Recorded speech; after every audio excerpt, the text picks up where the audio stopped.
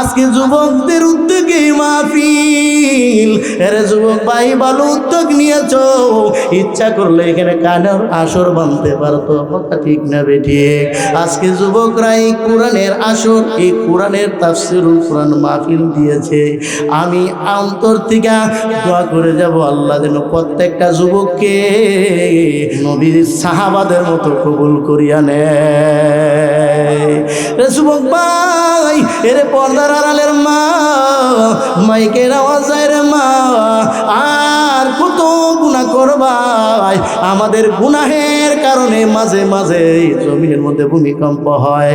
বাজান, এটা কিসের জন্য হয়? এটা আমাদের হাতের কামাই। আমরা গুনাহ করতে করতে করতে যখন জমিন একবারে নাপাক হয়ে যায়, এই জন্যই আমরা আল্লাহ রাগ হইয়া মাঝে মাঝে একটু পরীক্ষা করে তোরা সোজা হয়ে যা। যদি সোজা না হস, ভালো না হস, আমি কয়েক সেকেন্ডের মধ্যে পৃথিবীটা ধ্বংস করে দিতে পারি, কথা ঠিক না বেঠি? এরে বান্দা তুই ভালো হ, এরে বান্দি তুই ভালো হ, তুই নামাজি হ, দিনদার হ। এরে মা, তুমি পর্দা নিশীন হও। তুমি যদি পর্দা নিশীন হইতে পারো, তোমার গর্বের থেকে আসবে বড় পীর আব্দুল কাদের জিলানী। এরে মা, তুমি যদি দিনদার হও, আল্লাহওয়ালা হও, তাহাজ্জুদ গুজার হও, তোমার গর্বের থেকে আসবে আনোয়ার শাহ কাশ্মীরি রহমাতুল্লাহ আলাইহি। এরে মা, তুমি যদি নামাজি হও, মুত্তাকি হও, তোমার গর্বের থেকে আসবে জুনাইদ বাগদাদি রহমাতুল্লাহ আলাইহি। এরে মা, তোমাদের গর্বটা বড় দামি। তোমরা সাধারণ মা না, তোমরা নবীদের মা, তোমরা ওলিদের মা, তোমরা বড় সম্মানিত মর্যাদা আমার আল্লাহ দান করেছেন, নবীজি দান করে গেছেন। তোমাদের মর্যাদা পুরুষের চাইতে 3 গুণ বেশি আল্লাহ এবং রাসূল দিয়ে গেছেন, কথা ঠিক না বেঠিক? কিন্তু আজকের আমার মা বোনেরা পর্দা কি জিনিস চিনি না, কথা ঠিক না বেঠিক? এ বাজান, বুখারী শরীফের বর্ণনা 29 নম্বর হাদিস, নবীজি সাল্লাল্লাহু আলাইহি ওয়াসাল্লাম যখন মেরাজে গেছিলেন, আল্লাহর নবী তাকায় দেখে অধিকাংশ মহিলারাই জাহান্নামে। কারণ কি? জিব্রাইলকে বললেন, ওরে জিব্রাইল, এই মহিলারা এত বেশি জাহান্নামে কেন আসছে? জিব্রাইল বলে, নবী গো, তারা দুনিয়ার জমিনে কুফুরি করে 2 নাম্বার স্বামীর অবাধ্য হয়, স্বামীর সাথে ভালো আচরণ করে না, যখন মন চায় যেটা সেটাই ব্যবহার করে। 3 নাম্বার, নবীজি স্বামী একাধারে 40-50 বছর ভালোবাসা দিয়েছে, হঠাৎ একটু ত্রুটি পেয়েছে, স্বামীর মুখে মুখে বলে ফেলে, 50-60 বছর হইল বিবাহ হইল, কোনোদিন তোমার ভালোবাসা পাইলাম না, কথা ঠিক না রে ঠিক? নবীজির হাদিস বাজান সত্য, এর মধ্যে কোনো সন্দেহ নাই রে বাজান।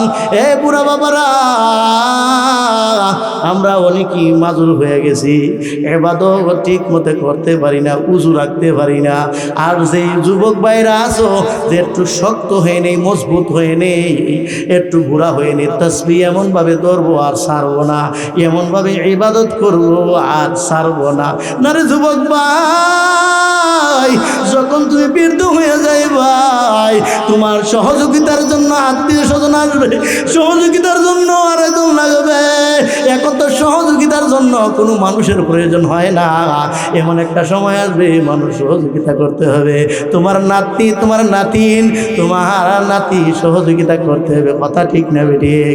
এর বাজান যখন বৃদ্ধ হয়ে যায়, দুর্বল হয়ে যায়, যখন ঘর বইটা হয়ে যায়, বিছানার মধ্যে শুয়ে থাকে, তখন আত্মীয় স্বজনরা এটার ভালো হয় না, কথা ঠিক না বেঠিক? খালি দোয়া করতে থাকি, এটা মরে না কেন, মরে না কেন, মরে না কেন, তাড়াতাড়ি দাফন করে দিতাম, ঝামেলা শেষ হয়ে যাইত। কথা ঠিক না বেঠিক? এখানে বুড়া বুড়ি হোক আর বুড়াই হোক, মানে নারী বুড়ি হোক আর পুরুষ বুড়াই হোক, বাজান যখন বৃদ্ধ হয়ে যাবেন মিষ্টি ভালোবাসা সব হয়ে যাবে। এই জন্য সময় থাকতে তওবা করে নাও, আল্লাহর কাছে মাফ চেয়ে নাও, নিজেকে পাক পবিত্র বানায় নাও। কখন জানি মালাকুল মাউত আজরাইল হাজির হয়ে যায়, আমার রূহটা বাইর করে ফেলে।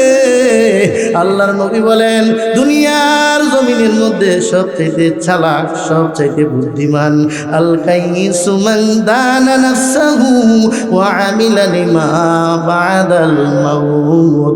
দুনিয়ার মধ্যে বুদ্ধিজীবী এবং জ্ঞানী যারা আখিরাতের পুঁজি জোগাড় করে, সামানা জোগাড় করে। এরে বুড়া বাবারা, এরে যুবক ভাই, তোর পাউটা দুটো আগে হাতে, জীবন যদি যায় যাক, আর আমি জীবনে এক ওয়াক্ত নামাজ কাজা করব না, আমি আর নামাজ ছাড়ব না, আমি অপরের ধন সম্পত্তি আত্মসাৎ করে আমি খাবো না, আমি অন্যের চুগলখড়ি করব না, আমি গীবত শিকায়ত করব না। এরে ভাই, যদি তুমি সঠিক পথে যদি হাঁটতে পারো, চলতে পারো, আমার আল্লাহ তোমাকে সঠিক রাস্তায় চালাইবে। বুখারী শরীফের হাদিস বাজান, আমার আল্লাহ বলেন, যারা আমার ওলিদের সাথে, যারা আমার বন্ধুদের সাথে, নেক বান্দার সাথে দুশ্মনী করে, ওয়ামান আদালি ওয়ালিয়ান ফাকাদ আযানতুহু বিল হারাম, যারা আমার নাক্কার বান্দার সাথে, আমার আল্লাহর খাস বান্দার সাথে দুশ্মনী রাখে, আমি আল্লাহ তাদের সাথে দুশ্মন যুদ্ধের ঘোষণা করব। এরপর আল্লাহ বলেন, তারা আমি ফরজ হুকুম দিয়েছি, ফরজ নামাজ দিয়েছি, নামাজের মাধ্যমে তারা নৈকট্য হাসিল করতে পারবে না, কিন্তু নৈকট্য হাসিল করতে হইলে আমার নফল ইবাদত করতে হবে। এই জন্য বুজুর্গানে দিন শেষ রজনীতে, শেষ রাতে উঠে 2-4 রাকাত নামাজ আদায় করে গুনগুন করে কান্দে, জিকির করে আর কান্দে। ওয়ারাজুলুন যাকারাল্লাহ খালিয়ান ফাফাদাত আইনাহু, জিকির করে আর 2 চোখ থেকে বাইয়া বাইয়া পানি পড়ে। এই বুড়াকে, এই আল্লাহর বান্দাকে আল্লাহ ডাইকা ডাইকা আরশের নিচে জায়গাটা দিয়ে দিবে। আরে যুবক ভাই, বৃদ্ধ বাবাজি, দুঃখের কারণ নাই, গভীর রাতে উঠে যাও। আজকাল বর্তমানে তাহাজ্জুদের আলোচনা নাই, কারণ আমি বক্তাই যদি তাহাজ্জুদ না পড়ি, ফরজ নামাজ না পড়ি, আমি নামাজের বয়ান কাকে করব? আমি যদি আমল না করি, আমার আল্লাহ বলবে তোর মতো ভাটপার পৃথিবীতে আর নাই। এ কথা ঠিক না ঠিক? আমার মধ্যে আমল যদি না থাকে, এই আমলের কথা যদি অন্যর কাছে বলি, আমার মালিক আল্লাহ তাকায় তাকায় বলে, বান্দারে দুনিয়ার লোভ লালসে এমনই ঢুকলো, অপরকে খুব আমলের বয়ান করো, কিন্তু তোর নিজের মধ্যে নাই আমল। কথা ঠিক না বেঠিক? যাই হোক, নবীজি যখন জান্নাতে, জান্নাতের গেটে যখন ঢুকছে, দাঁড়াইয়া দেখে অধিকাংশ গরিব এতিম মিসকিন জান্নাতে, আর ধনাঢ্য ব্যক্তিরা, ধনী ভিড়িরা আটকা পড়ে আছে, জান্নাতে ঢুকতে পারে না। আবার যখন অন্য জান্নাতের গেটে দেখে যাইয়া দেখে অধিকাংশ নারীর দল জাহান্নামে, এই জাহান্নামের মধ্যে আছে।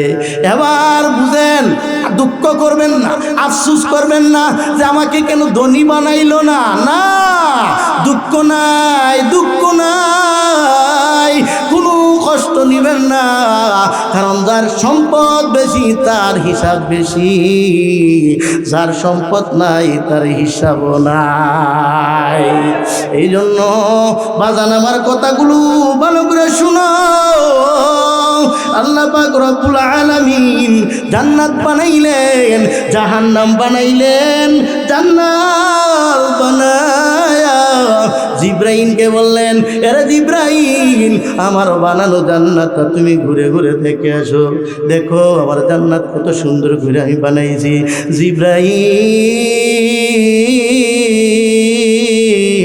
যখন জান্নাতের মধ্যে ঢুকে গেলেন, ঘুরে ঘুরে আল্লাহর কাছে আইসা বলে, আল্লাহ, এমন জান্নাত তুমি তৈরি করেছো, একবার যদি তোমার বান্দা ঢুকে আর কোনোদিন বাহির হইতে চাইবে না। এবার আল্লাহ তাআলা আবার পাঠালেন, যাও জিব্রাইল যাও, আবার আমার জান্নাত ঘুরে দেখে আসো। বাজান যখন জিব্রাইল জান্নাত ঘুরে ঘুরে দেখে আল্লাহর কাছে আসলেন, আয়েশা বলে, আপনার ইজ্জতের কসম, আমার মনে হয় কেউ এই জান্নাতে ঢুকতে পারবে না। তখন আল্লাহ তাআলা জান্নাতের চতুর্দিকে হুজিবাতিন নারি ওয়া হুজিবাতিল জান্নাতু বিল মাকারি, জান্নাতের চতুর্দিক দিয়া কষ্টদায়ক জিনিস দিয়া, বালা মুসিবত দিয়া ডেকে দিলেন। এবার আল্লাহ তাআলা বলে, জিব্রাইল, এবার আমার বানানো জাহান্নামটার দিকে আসো, আমি জাহান্নাম বানাইলাম। জিব্রাইল এবার জাহান্নাম ঘুরে ঘুরে দেখা আল্লাহর কাছে আসলেন। আল্লাহ তাআলাকে ডেকে ডেকে বলেন, আপনার ইজ্জতের জালালের কসম, আপনার বান্দারা যদি এটার পাওয়ার দেখে, আগুনের তাপমাত্রা দেখে, আপনার বান্দারা এই জাহান্নামের দ্বারে কাছে যেতে চাইবে না। আবার আল্লাহ তাআলা বললেন, যাও, আবার তুমি যাও, আবার জাহান্নাম দেখা আল্লাহর কাছে চলে আসলেন। জিব্রাইল এবার বললেন, আল্লাহ, আপনার ইজ্জতের কসম, আমার মন বলে কেউই এখান থেকে রেহাই পাবে না, আমার মনে হয় জাহান্নাম পরিপূর্ণ হয়ে যাবে। তখন জাহান্নামের চতুর্দিক দিয়ে আল্লাহ তাআলা লোভনীয় জিনিস দিয়া, লোভ লালসা জিনিস দিয়া ডেকে দিলেন। তার মানে জাহান্নামে যাওয়া সহজ।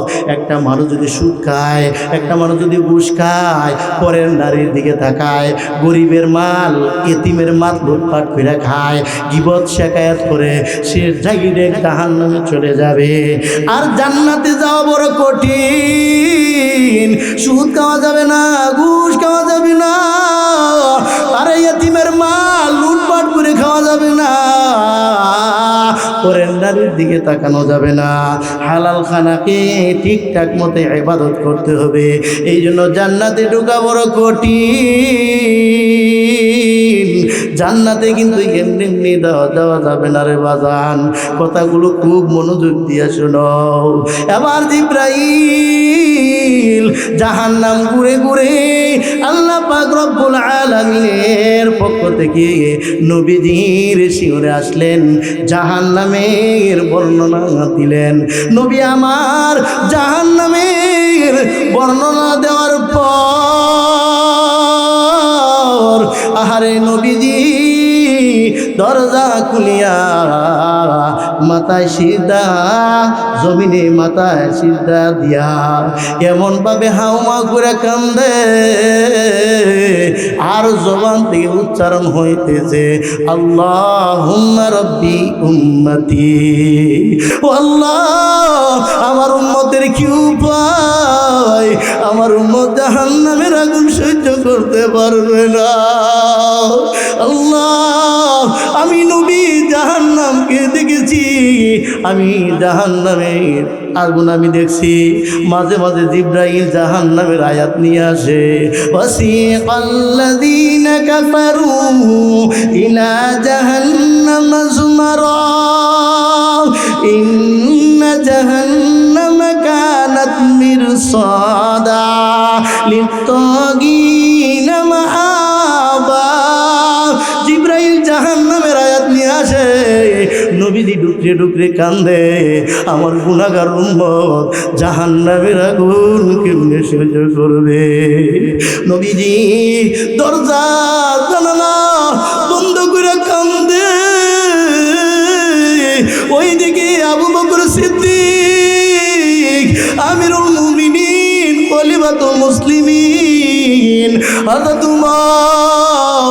হযরত উসমান, হযরত আলী, নবীজির খাদেম আনাস নবীকে তালাশ করে পায় না, কই রে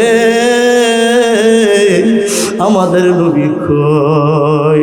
কে জানি খবর দিয়ে দিল, দেখো একদম দরজা জানলা বন্ধ করিয়া নবীজি মাথাটা জমিন লাগাইয়া আল্লাহুম্মা রাব্বি উম্মতি উম্মতি, আমার উম্মতের কি উপায়, কি উপায়। যখন সংবাদ আবু বকর সিদ্দিক হয়ে গেল, দরজার সামনে আইসা বলেন, ওগো নবীজি,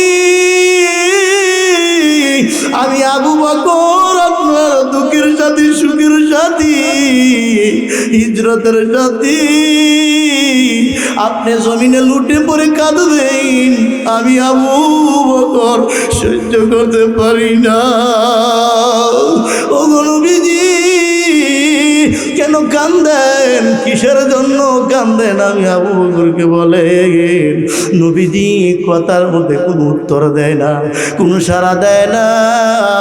এবার আবু বকর সিদ্দিক রাদিয়াল্লাহু তাআলা আনহু বলে, ও নবীজি, মাথা উঠান, আমার সারা জীবনে যত নেকি আছে সমস্ত নেকি আপনার উম্মতকে আমি বন্টন করে দিলাম। ওগো নবীজি, মাথা উঠান। নবীজি আবু বকর সিদ্দিকের ডাকে সাড়া দেয় না।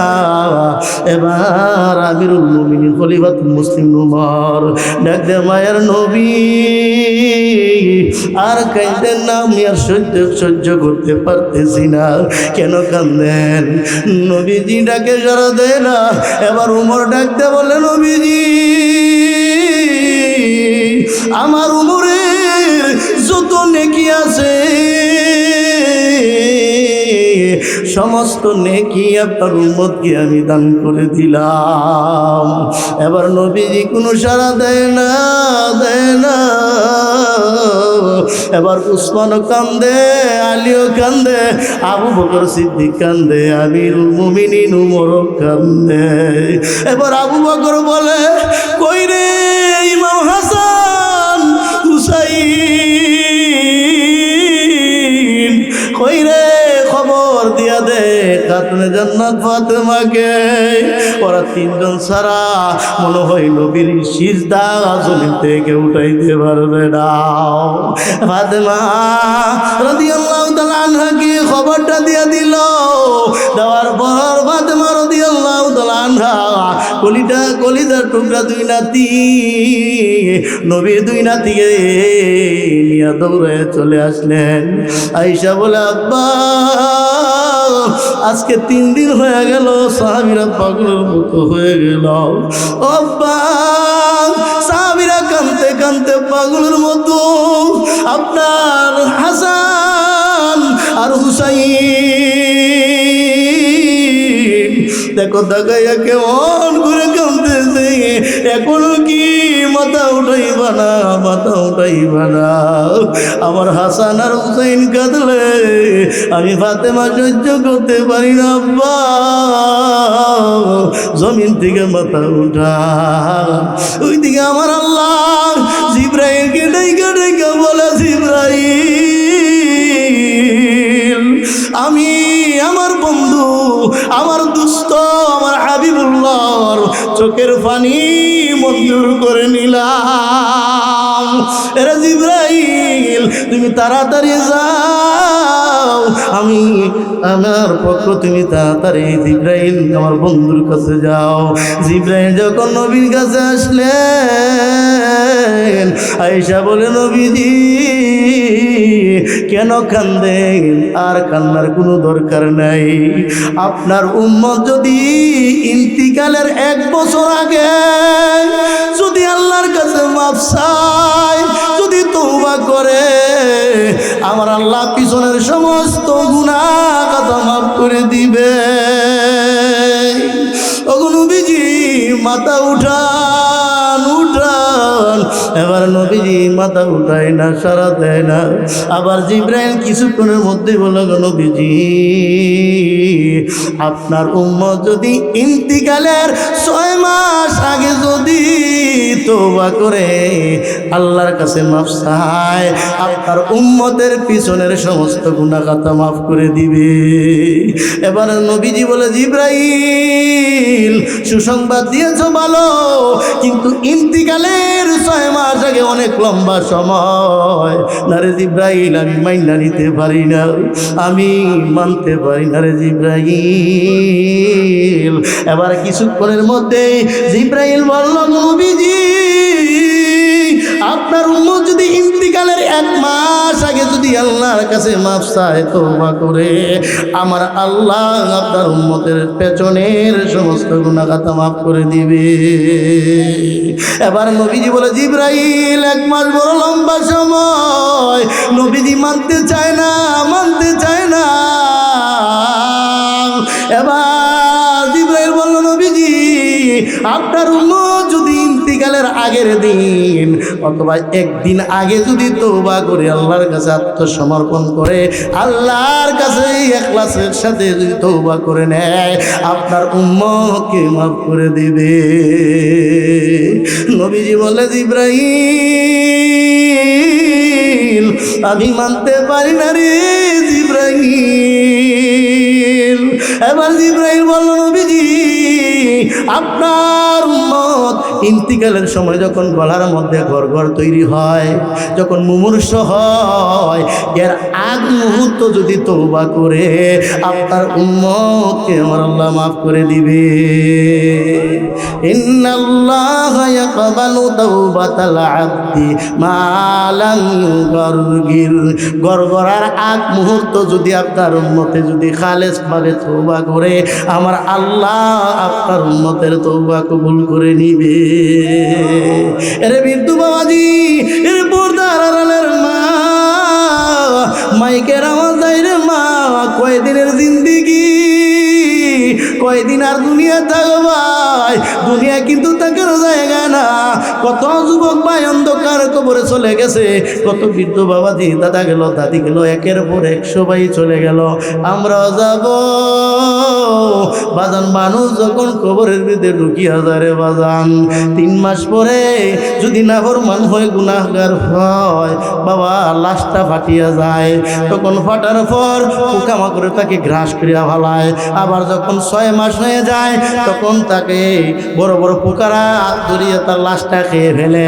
বাজান যখন 90 দিন হয়ে যায়, বাবা তখন ওই তার হাড্ডি গোস্ত যত আছে সব মাটির সাথে বিলীন হয়ে যায়। যদি নাফরমান হয়, বেঈমান হয়, আর যদি আল্লাহওয়ালা হয়, নেককার হয়, আমার আল্লাহ সমস্ত মাখলুকরে অর্ডার করবে, খবরদার আমার বান্দা দুনিয়ার থেকে বড় কষ্ট করিয়া আমার পরিচয় নিয়ে কবর আসছে রে। মাখলুকাতকে আল্লাহ হুঁশিয়ার করে দিবে, আমার বান্দার একটা পশম যেন ক্ষতি না হয়। এই জন্য বাজান মাঝে মাঝে আমার আল্লাহ দুনিয়ার মধ্যে নদীর দেখায়। বাজান আমি কুড়িগ্রাম গেছিলাম আজ থেকে 1 বছর আগে। বাজান নদীর ঢেউয়ে বাজান যখন লাশটা ভেঙ্গে অর্ধেক বাহির হয়ে গেছে, লোকেরা ধরাধরি করিয়া উঁচু জায়গার মধ্যে আনছে। আনার পর লাশের মুখটা যখন খুলছে, মুখ খুলছে, কুইলা দেখে 32 বছর আগে যে দাড়ির মধ্যে মেহেন্দি লাগাইছে, মেহেন্দি দেওয়া। বাজান চোখও তাজা, চেহারাও তাজা, হাতের নখও তাজা, সব তাজা। যদি বলতেন কিসের জন্য এরে বাজান, ওই আল্লাহর বান্দা বেহুদা মানুষের সাথে চলাফেরা করতো না, মানুষের সাথে বেহুদা হইয়া সময় নষ্ট করতো না। যখন সময় পাইতো গুনগুন করে আল্লাহর জাতি নামের জিকির করত। তাকে মানুষ পাগল বলতো, গুগু মুন্সি বলতো। শেষ মুহূর্ত আমার আল্লাহ বলে, তোমার নাম তো বশিরউদ্দিন মুন্সি, আর মানুষে তোমার এই গুগু মুন্সি বলে।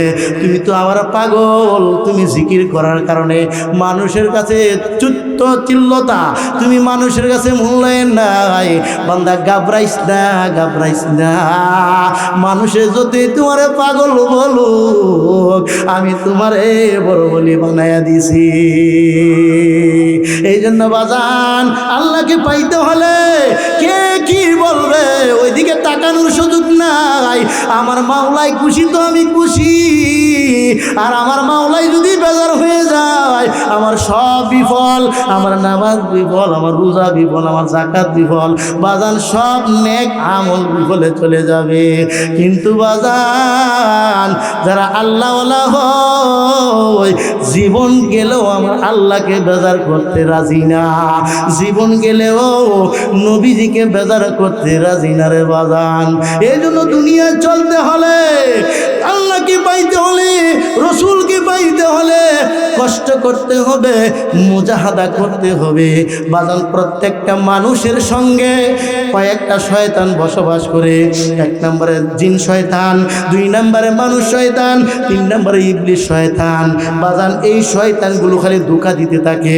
আপনি মসজিদে ফজরের আজান হয়েছে, আপনি আজান শুনতেছেন, ওই সময় আপনার শিওর আইসা শয়তান ধোঁকা দিতে থাকে, ঘুমাও ঘুমাও ঘুমাও। বাবা, শয়তানের তালকিন দেয়, আরাম দিতে থাকে। এই যে শয়তানের চক্রান্ত শুরু হয়ে গেল।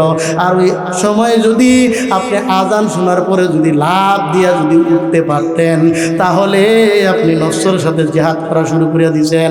এই তুই ঘুমাইতে পারবি না, তুই যদি ঘুমাইয়া থাকো আজান শুনিয়া ইচ্ছা করিয়া, তোর জন্য জাহান্নামের আগুন দাউ দাউ করে জ্বলতেছে, তোর জন্য কবরে আযাব অপেক্ষা করতেছে, তুই ঘুমাইতে পারবি না, ঘুমাইতে পারবি না। এই তো আপনি মুজাহাদা শুরু করে দিলেন, এই তো আপনি নফস শয়তানের সাথে মুজাহাদা শুরু করে দিলেন। শয়তান আপনাকে গ্রাস করতে পারবে না।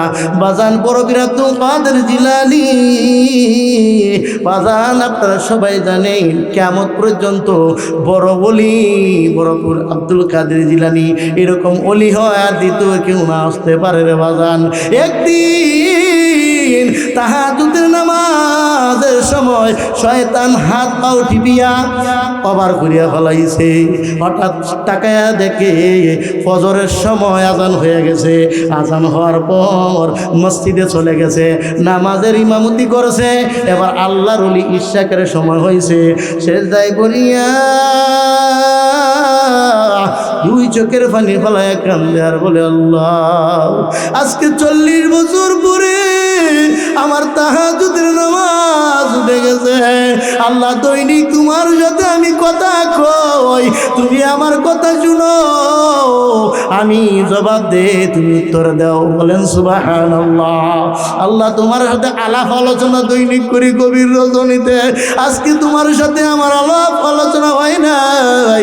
আব্দুল কাদের জিলানী সিজদায় পড়িয়া ডুকরে ডুকরে কান্দে। আমার আল্লাহ বলে, আব্দুল কাদের, কত আমার বান্দা বান্দি ফরজ নামাজই পড়ে না, ফরজ নামাজ ছুটার প্রতি দিলের মধ্যে কোনো মায়া তৈরি হয় না। তোমার তো ফরজ ছুটে নাই, ওয়াজিব ছুটে নাই, সুন্নত ছুটে নাই, নফল ছুটার পরে তোমার ভিতরে দেখে স্পৃহা, তোমার ভিতরে একটা দরদ, একটা মায়া। আব্দুল কাদের, আর কেন্দ্র না, কেন্দ্র না, তোমার চোখের পানির বিনিময়ে একদিন তাহাজ্জুদের নামাজের ছুটার কারণে আমি আল্লাহ, তুমি একাধারে 40 দিন তাহাজ্জুদের নামাজ পড়লে যে সওয়াব হতো, আমি তোমার চোখের পানির বিনিময়ে বিরতিহীন 40 দিন তাহাজ্জুদের সওয়াব আমল নামায় দিয়া দিলাম। বাজান, ইবাদত ছুটার পর দিলের মধ্যে যদি আফসোস না হয়, বাজান, যারা নামাজি দিনদার আল্লাহওয়ালা, যদি ফজরের নামাজ কাজা হয়, সারা দিন জানি কি মনে হয়, কি জানি হারায় গেছে, কি জানি হারায় গেছে। কথা ঠিক না বেঠিক? বাজান, এটা নামাজিদের বেলায় হয়। যারা নামাজ পড়বে না, এই হালাত তৈরি হবে না রে বাজান। যদি নামাজ ছুটার পর 2 চোখের পানি ছাড়তে পারেন আর আল্লাহর ডাক দিতে পারেন, ও দয়ার মালিক, আমি নামাজ কাজা করে ফেলেছি, আমার গুনাহ হয়ে গেছে, আল্লাহ বাকি জিন্দেগি আমি আর নামাজ কাজা করব না। আল্লাহ দয়া মায়া করিয়া তুমি আমার আর ইবাদতের মধ্যে শক্তি দাও, রুহানিয়ত দান করো, আর আমি কাজা করব না। যদি এইভাবে কাঁদতে পারেন, আল্লাহ পাক রব্বুল আলামিন আপনার ইবাদতের মধ্যে মজা লাগাইয়া দিবে, আপনার ইবাদতের মধ্যে নূর দিয়া দিবে, আপনি আর নামাজ কাজা করবেন না। আমি ভূমিকার শুরুতে হাদিস পড়ছি, বুখারীর বর্ণনা। عن ابي هريره رضي الله تعالى عنه قال قال رسول الله صلى الله عليه وسلم الصلاه عماد الدين فمن اقامها فقد اقام الدين ومن تركها فقد هدم الدين। আবু হুরায়রা রাদিয়াল্লাহু তাআলা বর্ণনা করেন, নবীজি সাল্লাল্লাহু আলাইহি ওয়াসাল্লাম বলেছেন, নামাজ দিন ইসলামের খুঁটি, সুতরাং যে উহা ঠিক রাখলো সে ইসলামকে ঠিক রাখলো, আর যে ব্যক্তি নামাজ ছেড়ে দিল সে ইসলামকে ধ্বংস করে দিল। জোরে জোরে বলেন নাউযুবিল্লাহ। এই জন্য বাজান ফরজ নামাজ পড়াই লাগবে, কোনো মাফ নাই, পড়তেই হবে রে বাজান। মা বোনেদেরকে বলে যায়, ও পর্দার আড়ালের মা বোনেরা, ফজরের নামাজের সময় কেমনে ঘুমায় থাকো, শীতের মধ্যে ভালো লাগে না। আর যত দিনদার নামাজি যখন শেষ রজনী তৈরি হয়ে যায়, আরামের ল্যাপটা সরে দূরে সরাইয়া ঠান্ডা পানি দিয়া উদু করিয়া আল্লাহর সামনে দাঁড়াইয়া যায়। আল্লাহর সামনে দাঁড়াইয়া সূরা ফাতিহা পড়ে, আলহামদুলিল্লাহি রাব্বিল আলামিন। আল্লাহ বান্দা বলে, আলহামদুলিল্লাহি রাব্বিল আলামিন। আল্লাহ তাআলা জবাব দেয়, হামিদানি আবদি, আমার বান্দা আমার প্রশংসা করতেছে। বান্দা যখন বলে আর রহমানির রহিম, আল্লাহ তাআলা বলেন, সাদাকানি আবদি, আমার বান্দা সত্য বলেছে, ঠিকই আমি রহমানুর রহিম।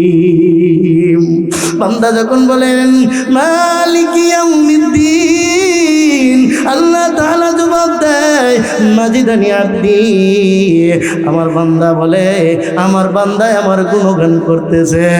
আহা বান্দা আবার বলে, ইয়াকা না'বুদু ওয়া ইয়াকা নাস্তাঈন, আল্লাহ তাআলা বলেন, হাযা বাইনি ওয়া বাইনা আবদি, আরে বান্দা তোর মধ্যে আমার মধ্যে ভাগাভাগি হয়েছে, অর্ধেক তোর জন্য চেয়েছো আর অর্ধেক আমি মাবুদের তারই প্রশংসা করেছ। এরে বান্দা আমার ছেলে নাই, মেয়ে নাই, আমার কেউ নাই, তোরা আমার তারই প্রশংসা করলি, আমি সব তোরে নিয়ামত দিয়ে দিলাম। এই জন্য নামাজের মধ্যে বান্দা বান্দির সাথে আল্লাহর সাথে কথোপকথন হয়। এখনো যারা নামাজ পড়বেন না, আমার আল্লাহ তাআলার সাথে কথা বলতে পারবেন না। আর আল্লাহ তাআলার সঙ্গে যদি কথা না বলতে পারেন, আপনার মতো কপাল পুরা দ্বিতীয় আর কেউই হতে পারে না। কথা ঠিক না বেঠিক? নারে তাকবীর। আল্লাহ কবুল করে।